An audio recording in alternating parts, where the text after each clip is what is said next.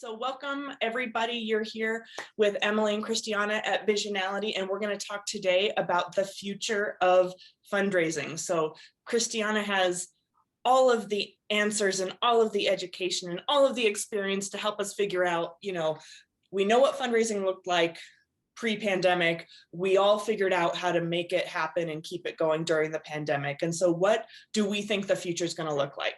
Now, this presentation, our commitment to you is to get you in and out because we're all real tired of Zoom.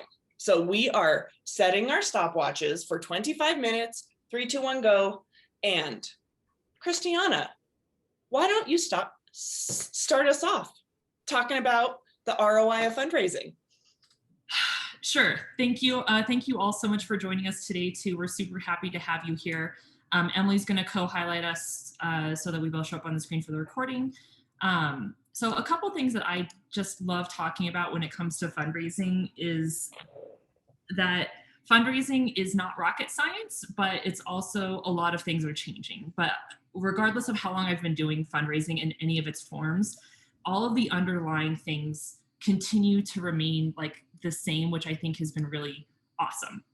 So the things that I kind of want to talk about as it pertains to starting with the ROI of fundraising is how much time fundraisers spend on fundraising versus how much time fundraisers spend doing things that are not fundraising, and how much that actually ends up costing an organization. And I always end up having this like really interesting like internal debate about, and we're going to do an entire 25-minute presentation on this, so definitely like hold on for that one too. But when it comes to the ROI of fundraising, there is this belief that like it's just funds raised versus materials spent to fundraise that money. However, the part that is not ever taken into consideration is really the staff time spent to raise funds as well. And I kind of always refer to that as kind of like the hole in the ship, is because that is a huge amount of money that goes out the door every single day, especially when we see events. And we'll talk about events in a little bit as well. But event fundraising is always really fascinating to me because boards really like to tout how much they raised at an event and how much they did, but they never include staff time. And I had a client that tracked how much time they spent doing an event, and they spent 1,400 staff hours putting together an event. So if you pay your staff, like, we're not going to go for exorbitant salaries right now, but if you're looking at like $55K to $60K a year, how much money of additional overhead are you spending on your event in staff time? Because that's, an opportunity cost that you're then pulling your staff from doing other fundraising activities. So you're halting almost all of your other fundraising activities in order to do an event. And so when we talk about the ROI of fundraising, we really talk about like what is the true cost to fundraise $1 versus the material cost to fundraise $1. And so we'll be digging into that one a little bit more, but as we kind of just want to touch on the topic as it pertains to the future of fundraising, I also really like to discuss like what are the key elements that go into overhead that people do not want to discuss, but are incredibly important for boards and executives and all of our folks to understand as well. So ROI really is going to be a lot deeper of a conversation. But I think that like, as we're looking at what our fundraising kind of programs look like for this next year, like, can we actually start to incorporate like a higher ROI of fundraising? Because I think if we ever told a donor that we spent 60% overhead, including staff, to put on an event, they would probably choke on their cheap chicken meal that we served them. So that is a personal opinion, and that is from somebody who does not like galas. So, so that's at least as it pertains to the future of fundraising as it pertains to ROI. I think ROI is going to be a much more interesting statistic and metric to be using versus just your average overhead statistic. Mm-hmm. So let's talk events, Kristiana. So many nonprofits an event, maybe an event series, maybe it's a gala that has become, really the cornerstone and the foundation of the whole fundraising effort. Obviously, that all needed to look differently during the pandemic. And so, our last webinar was about the future of events, but specifically in terms of fundraising events, what do you think is gonna happen based on what we've learned in the last year and a half? What are the new industry best practices? And kind of the overarching theme is, how do we build forward, not go back to the things we did before, but like take what really worked well before the pandemic, incorporate what we learned, and then go forward? I think that's a great question. And so again, I will preface this by saying that, like, I'm not the biggest fan of events generally, but with that, I think that there is a really kind of powerful opportunity to do very mission focused programming. And so one of the things that I really appreciated about this past year is that those organizations that really tried to recreate their gala or their major fundraising event online kind of bombed. Like, it was really interesting to see that, like, this stuff just does not translate into the digital space. A couple of the other things that I have really loved seeing about this year is the number of people that have been able to go to fundraising events that they haven't been able to go to before. And I really love the democratization of philanthropy. Like, to me, philanthropy should not just be accessible to people who have the financial means to go to these events, but I'm really more, and so like when I do fundraising or when I focus on fundraising, I really love that $10 to $20 a month donor so much more than I love the major donor. And the reason for that is because somebody who's willing to take that little bit out of their paycheck, like every single month to donate to you, means that they so believe in their cause. And I always think back to my great aunt. So my great aunt was, she was a nun for a number of years. And then she like always worked at like community organizations. She worked at like the hospice that her father was like living out his last days in. So she is a very charitable woman, and she donated $5 every single month for 30 years to the same organization. And so can you imagine like what that type of commitment is? And all she got was like these little things in the mail. And what if we actually like took some value for that person who wants to donate that $10 a month for years and years and years? Because to me, they're also going to be like your fiercest advocates. And so as we started to look at like how events shifted this past year, I was so excited to see the number of people that have never been able to attend an event because they can't afford a $150 ticket or a $300 ticket, but they're now able to actually get that update on the organization that they couldn't get through like the little mailer that they would get otherwise. And so I really hope that like as we look at events afterwards, that we actually like maybe provide scholarships to that $10 a month donor to attend the event, because yeah, they're a huge advocate for you. They love you. They're probably talking about you to their friends, because whether like you're an animal saving organization or a domestic violence solutions organization, like those small donors are so important, to our overall health. And we'll talk about that like in our fiscal stability organization later too. But I think that the great part about events this year is those donors finally got to like get that like level of exposure that they never would have gotten otherwise. And I really hope that we continue that relationship, or that organizations like focus on that monthly giving, but also really focus on stewarding those small monthly donors, because those might be really good bequest, candidates later down the road too. So so much time and energy is spent on major donors, and I fully understand that, but there's so much power in really building and democratizing philanthropy and getting a base of people who want to support your organization, and we've seen it over and over again with political fundraising, like the Bernie Sanders, approach of just small gifts. And I love, I just love that approach, because those are the donors that stick, and they stick with you very long term. So yeah, so that's one of the things that's come out of events for me this year. We're going to talk about this more in depth separately, but I want to, that $1 million donor, right? That's what everyone wants. So we just got to land that $1 million donor. And I certainly understand like the siren song of the $1 million donor. You know, it's one ask and a big chunk of money, but talk about revenue diversification and yeah, $1 million, who wouldn't love to have $1 million donor, and why our philosophy really is to focus on those small and mid-level donors. No, absolutely. So I have basically, so we got 15 minutes left. And so the two big issues that I've seen with income stream diversification this year, I know of an organization that basically has 3 donors that make up over 60% of their operating revenue annually. That is very scary because they're like a medium to large size organization. We've also seen fairly large organizations that are incredibly dependent on federal funding. And so depending on who is in office at the presidential level, your federal funding is going to be heightened or decreased or in jeopardy or not.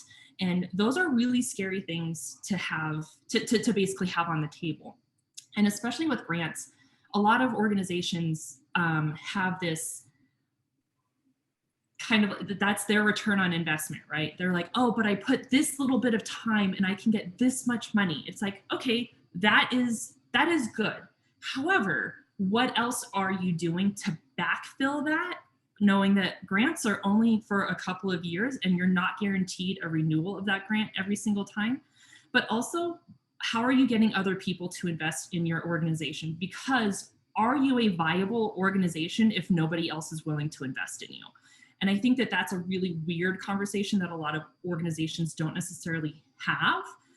But if more than 70% of your funding is coming from grants and like you don't have an individual giving program, you really need to start to think about like how to increase that individual giving, because that actually is a good kind of like market indicator as to whether or not you are a service that the community wants or whether you're just a service or program that somebody's funding to just have in the community. Mm-hmm. And I think it'll also help fill a program gap as well, because you also then have an opportunity to make sure that you are kind of getting services out there, because if you have a larger individual donor base, more people are going to know about your services and they're going to be able to like speak and advocate for your services in the community as well.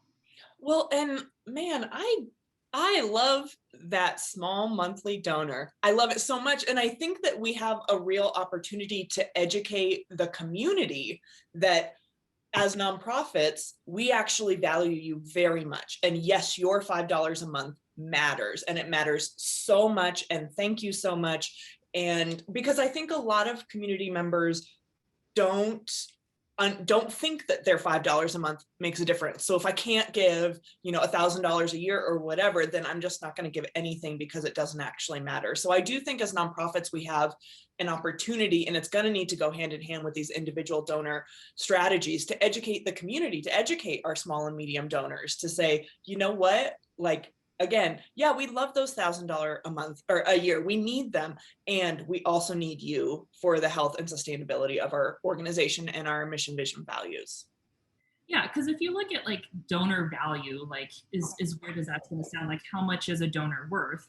Like if you have somebody that's giving $10 a year for 10 years, like that's pretty significant. And I also really like that donor from the standpoint of the predictability of your funds. So like as you're looking into your next couple of years, like if you know that you've had an approximate $50,000 a year float from annual donors, like you're like, okay, that feels really good, because with major donors, you have your pipeline of major donors that you might be able to solicit that year. However, that pipeline is going to shift, like it's going to contract, it's going to expand. Like if there's a disaster, you might like be really flush with cash. But if you're a disaster organization, there hasn't been a fire anytime soon, knock on wood, you're probably going to struggle a little bit. And so that's what I love about those those monthly donors, is because it gives you some like actual fiscal stability too, to go back and be like, we got 50 grand a year that we think that we can count on because it's been fairly consistent.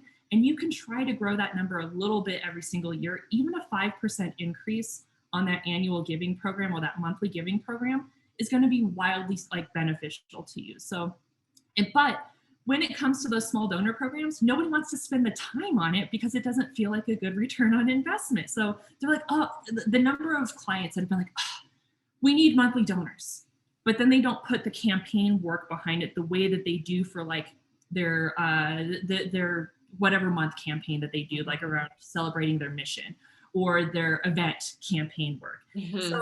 So they don't want to put the money into it, but then that's another chicken and egg. It's like you need to put the work into like getting those donors, but you also have to realize that these are the donors that are not going to be like your Facebook, like, you know, feed people. They're not going to be the Instagram feed people. Like these are going to be like the little small people that actually do like the mailer.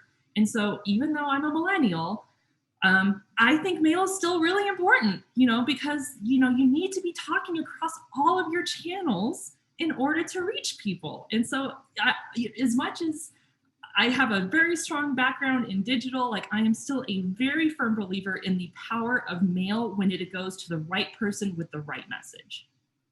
Well, and I do think, I'll say it for a second time, the siren song of social media and you know, social media fundraising campaigns or like GoFundMe campaigns, you know, we've all heard about, you know, oh, I raised a couple $1 million just on Facebook.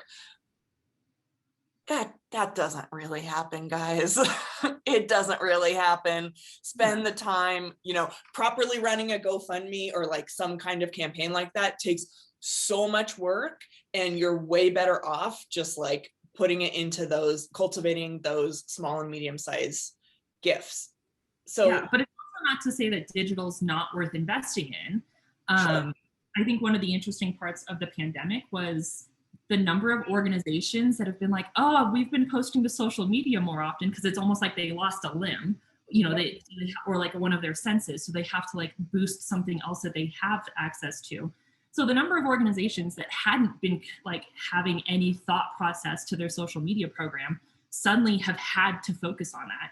And the funny part that I thought came out of that is I heard one organization say, does this mean I have to keep doing this afterwards? And I'm like, yeah, because you should have been doing this before. Like, again, like it's, and you don't have to be on every social platform in order to be successful, but it's yeah, that's part of a like comprehensive communication strategy is what are you doing on social? What are you doing in print? What are you doing like elsewhere? So again, it's like all of these can't be living in silos. They have to talk to each other in a really good way. And so, no, social media is not dead. You know, it's not useless. Yes, you can raise through digital programs, but your digital strategy can't just be a one and done strategy. If you're going to try to raise money through digital, have a landing page. Have the landing page match the branding and the language you're using on social. Make sure that you're posting on social more than once, you know, and give it a time campaign. You know, there's always the make sure that it is relevant, timely, or like time sensitive, that has a specific goal and it has a specific outcome. So like, hey, we want to raise $10,000 because we want to hire this person, with no end date of like, hey, and actually the Save the San Marcos Hills, I think has been a really great example, even though like their goal has been absolutely monumental, and it would be great if they hit an $18 million goal in a couple of days. But it has been incredibly time sensitive. They have been very consistent. They have done multiple different types of call outs, and they have like that consistent landing page. And they have been changing their language for different types of demographics. And I think that's the other thing that doesn't happen often with digital strategy, is that we just kind of have this like one and done strategy instead of thinking through like, who are the different types of supporters that we may have? And with that, how do we speak to them? What type of imaging do they appreciate? Like, what's the tone and the time of day that they like most often kind of intake their digital content? So those are things that are really important to take into consideration, but you also have to be looking at your social media insights to get some of that as well. So again, it's digital is important, but can be successful, but you have to be really on top of it with the time sensitivity portion of it, what the outcome is going to be, the amount, the very specific amount, and continually posting towards like the progress towards those goals, the thank you for people for participating, and, you know, the urgency associated with it. And so by time sensitive, you mean like urgency and then continually posting that, yes, we're gaining ground, we're making progress, so that even when we have these ginormous big goals, it feels achievable because we can see that we're making progress on this big fundraising goal. Yeah, and you know, I like that, and I really hope that the San Marcos campaign hits it's $18 million, I think, in like 2 months, which is an absurd amount of money to fundraise from literally zero to 18 million overnight. Like this wasn't like a well-funded organization to start with. They weren't well established in, you know, in the Santa Barbara community. But this is an organization that, again, like really worked on small, consistent gifts. They encourage people to give multiple times. Like I think I gave twice already.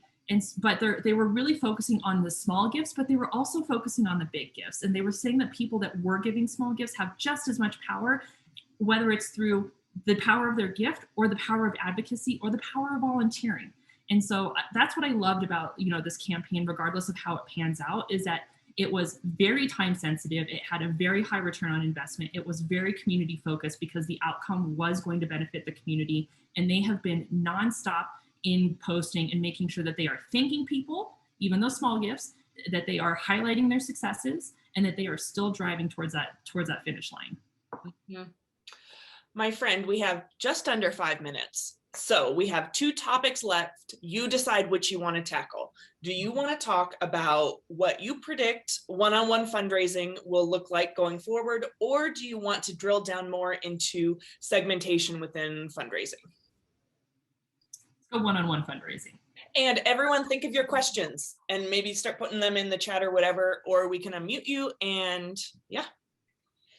Okay, so I think one-on-one fundraising has been a very interesting concept for a couple of reasons. There is an issue with turnover at the major gift fundraiser level. So I'm just gonna put that out there, is that I feel like that there are not fundraisers sitting in fundraising positions for long enough periods of time for them to actually create relationships that have a major gift payoff to it. I think the interesting part about major gifts is that people keep looking at major gift potentials as people who are of a certain generation or a certain stature. And instead of looking at the number of people, I'm going to give my shout out to my Gen Xers here. For those people who are at a point in their career where they're actually hitting director, executives, they're starting to hit those C-suites. But also millennials, I'm the Oregon Trail millennial, those who are actually starting to, again, they have good paying jobs, but nobody's approaching these people. And I find that utterly fascinating because everyone's going after the same, in Santa Barbara and Ventura counties, we're seeing this wildly. It's the same set of donors that you see on all the annual, you know, the major annual giving lists. Like, but why aren't organizations trying to create relationships with those people who are in their mid to late 30s and they're like 40s to early 50s? It's like, those are people who have means, especially if they're able to live in Santa Barbara and Ventura.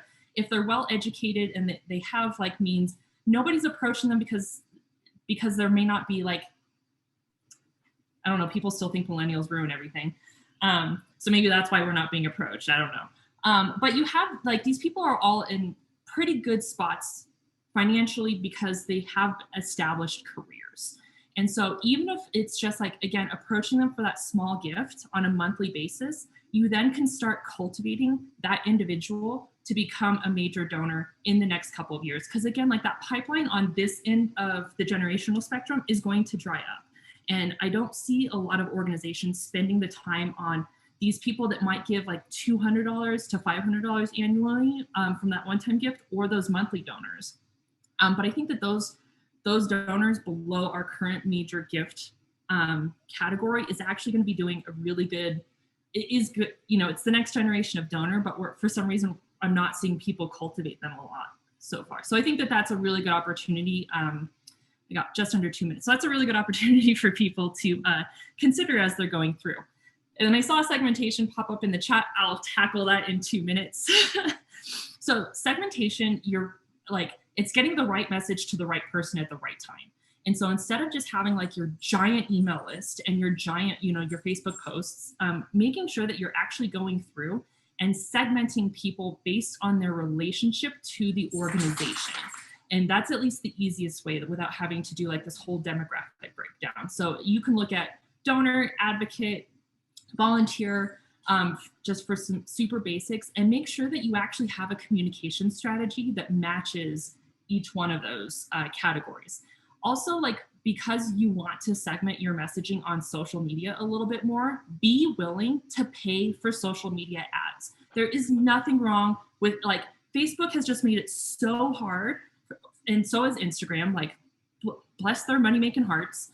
But you have to pay to play. And I think that that's the really hard part for nonprofit organizations, is having a monthly budget to spend on marketing for digital. It has been a really hard like pill for boards to swallow.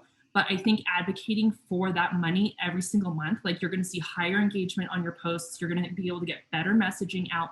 And when you actually need to do an ask, you're going to have so many like specific touch points lined up before then that an ask is actually going to have a better return on investment. So, oh, and don't forget to not make every conversation an ask. So, like, I got a Facebook message from somebody that I haven't talked to in a long time. It was like, hey, donate. And I'm like, but like, we got to have a little more conversation before you ask me for my money. And timer. Okay, my friends, who has questions? All right, we've got one. What do you think might be an effective way to draw in or cultivate the next generation of donor if you're already paying for digital marketing, email campaigns, mailing campaigns? So community, and I think that that's a really interesting aspect, is I don't know about you, but I really like a sense of community when I come into things. Like, for instance, like, that's why I think that's why so many gyms are really successful, as weird as that sounds. Like, that was like a former life of mine, but people like that sense of community. So are you able to create a sense of community through an easy action touch point? Also, we're finding that younger donors don't want to give based on prestige. They really, whereas like older donors like the prestige that comes with, some, not all, but how do you give them a sense of like ownership, as like your gift is making a difference or your volunteer time is making a difference. And so it's giving them that opportunity to actually come in, touch the mission in a meaningful way, but also like then and so it's not going to necessarily be a gift to start with. They might be a volunteer at first, which I think is a really great opportunity. So if you're able to create like a 1 to 2 hour easy rinse and repeat volunteer opportunity that you can start to pitch to, whether it's like local businesses that have corporate social responsibility programs that, so as we start to go back in person, businesses are going to need, like, especially large companies are going to like really need to increase and boost employee morale. And what better way to do that than by helping the community? And so if you're able to work with companies to facilitate an easy volunteer opportunity, you are then allowing people to touch your mission in a meaningful way in a community setting that is of significance to them. And so that's speaking from where I am. Like, I love community, and like, I think in-person community opportunities are going to be really important. Yeah, I completely agree with you. And I think like the big push for that is the incoming generation of donors aren't about the prestige. They don't care as much about seeing their name on a list. They care about like the meaningful impact that they're having. And so a great way to bring them into your organization is through that bite-sized volunteer opportunity. So I recently was able to volunteer with Food Share, and it was 2 hours. I could check in on my phone. They told me all the COVID procedures, and in 2 hours we put food in 900 people's cars. And like, I walked away and I felt awesome. And I'm really excited to go back. And so I want us all to rethink what our volunteer packages look like. Make it easy for me to sign up. Make it feel like a community. So I got brought in through my Rotary. So what are those service organizations, or like you mentioned, corporate social responsibility? I want to see small businesses like ours start being meaningful players in CSR. So can local businesses afford to pay their employees 1 day a week to volunteer, or 2 hours a month to volunteer, or something like that? All right, we have another question. Do you see nonprofits targeting Gen X board members? I hope that you do. And here's actually a good way to do it. And actually board diversification is something that has been really kind of a hot topic for us lately. When I was a major gift fundraiser many moons ago, one of the ways that I actually recruited a couple of new board members that were younger and actually did not have existing connections to board members, because that's always the hard part, is like most of the board members we bring on have connections to previous board members or current board members. And then you end up getting kind of the same type of board rinse and repeat itself at all these organizations. I went to LinkedIn, to be totally honest. I love LinkedIn. I love LinkedIn stalking. I love learning about like what people are doing on LinkedIn. And so one of the things that I had done, we had received, and this was 10 plus years ago. I'm not that old, but I am. So we had received like a $1,000 gift. And so I was like, okay, who is this person? A little bit of donor research. Turns out that this person was had just moved to Santa Barbara. He was in the banking industry. He had a young family. Because again, I'm really good at finding out information about people on the interwebs. And so I just reached out to him. I connected with him on LinkedIn, reached out, and I was just like, hey, like, thank you so much for your gift. I'm the major gifts officer here at the organization. Like, can I take you out to coffee? And after we talked about coffee, had coffee, I was like, I actually think that this is a good board member. And so I took him, this board member's like LinkedIn profile. I sent it to my board and I was like, hey, this is something for your consideration and the executive director. And so nobody had a connection with this individual whatsoever.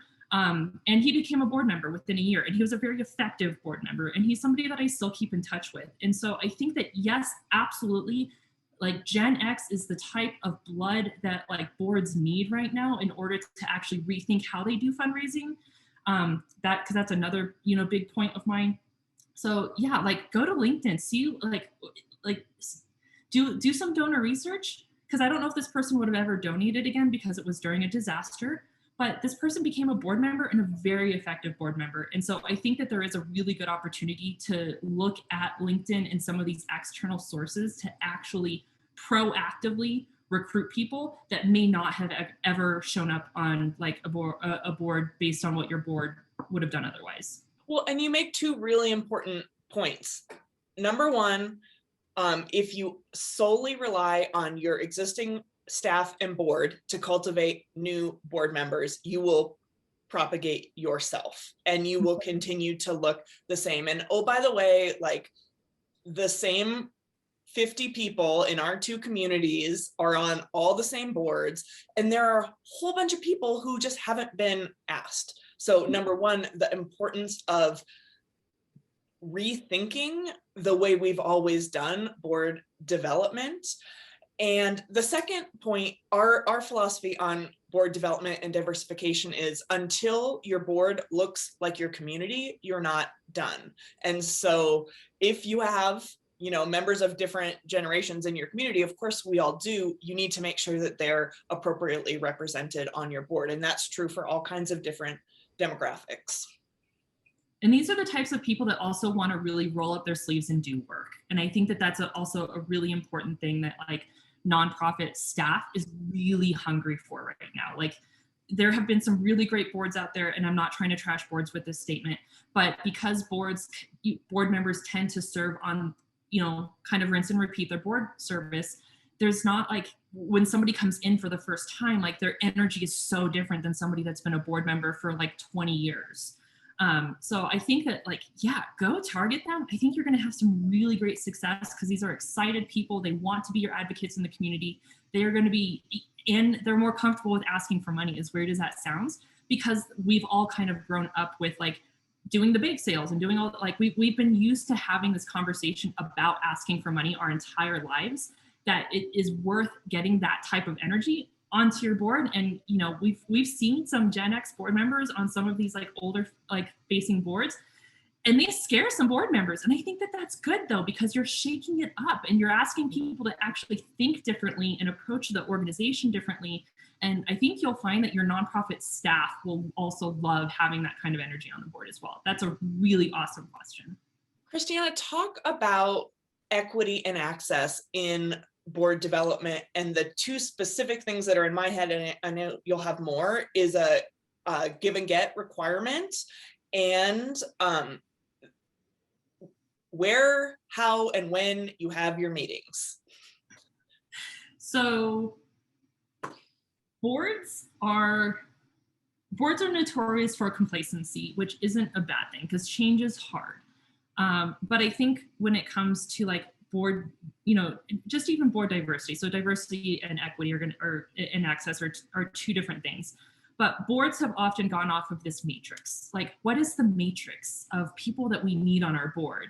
And so you need to be really careful with the matrix approach, because regardless of who you're bringing on, they're checking a box, and it's tokenism regardless. And that's a really dangerous thing to do, because then you're not necessarily getting board members who are passionate about your mission, but also like representative of the community and willing to kind of speak up on behalf of the community. And that's why I really like the approach of looking for people through other platforms or through other avenues that are not your board and your governance committee. And so your recruitment committee should not necessarily be the only ones bringing names to the table. But I think that there's also just like we were talking about with events, that there is basically a fee to interact with the organization, that with the give or get, that there is now a fee to be on a board. And I think that is really hard. And there's a board that I know of here in Santa Barbara that has a $10,000 give or get, which I'm like, nope. Like, don't get me wrong, I'm really good at like fundraising and really good at like, talking organizations up, but I don't think I could fundraise $10,000 a year for an organization for me to go sit on their board. But then also, like, what is the opportunity that you are missing as an organization by asking somebody to pay to sit at your table? And the give and get is pay. Like, even if you're asking somebody to get, a ridiculous amount of money, like, you're still asking them to put in additional labor that somebody that has the means to sit at that table. So you're creating barriers to entry. We really like the approach of you give a gift that is significant and meaningful to you, and that does not have a dollar amount associated with it, but it comes from the heart versus from a line item. And so, but I know that board giving is a line item in many organizations. So I think that there is an opportunity to reassess that line item and how that line item is actually creating barriers to your organization and creating and making your organization elitist versus very democratized. Mm-hmm. Community-based. My friends, other questions? We've been together for 37 minutes. We like to have people in and out. So any other questions, or are we ready to get on with our weeks and go raise some money for some important causes? I think we've come to the end, my friend. Thank you all for being with us today. We'll be back in another 2 weeks. We'll get an email with a recording of this. If you have additional questions, if you know something you want us to talk about, just reply to that email and we'll see you in 2 weeks. Have a good one, everyone. Thanks, friends.